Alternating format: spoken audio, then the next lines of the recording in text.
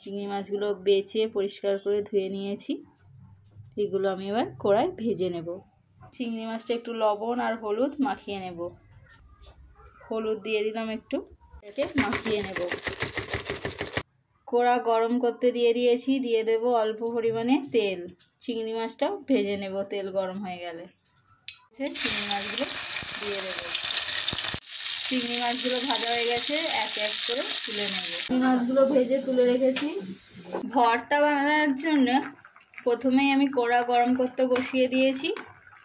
দিয়ে দেব অল্প সরিষার তেল,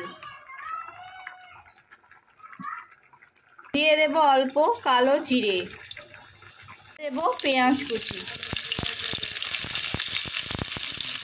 শুকনো লঙ্কা,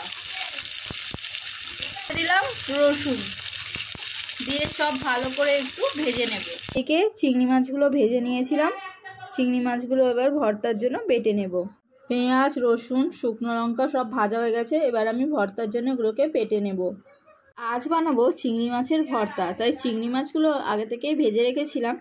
এগুলো দিয়ে দিলাম শিলে, তার সঙ্গে দিয়ে দিলাম অল্প পেঁয়াজ, রসুন আর শুকনো লঙ্কা, সব কিছু দিয়ে দিয়েছি। এবার আমি বেটে নেব।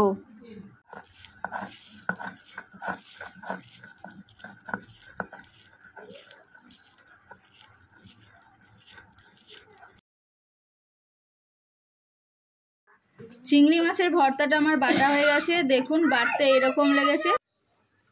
আমার চিংড়ি ভর্তা রেডি। আপনাদের রেসিপিটি কেমন লাগলো অবশ্যই কমেন্ট করে জানাবেন। গরম গরম ভাতের সঙ্গে পরিবেশন করুন চিংড়ি ভর্তা, দারুণ লাগবে খেতে। আজকের মতো ভিডিওটি এখানেই শেষ করলাম। ভালো লাগলে একটা লাইক, কমেন্ট, শেয়ার, সাবস্ক্রাইব করবেন। দেখা হবে আবার পরবর্তী রেসিপির ভিডিওতে। ভালো থাকবেন সবাই, টাটা।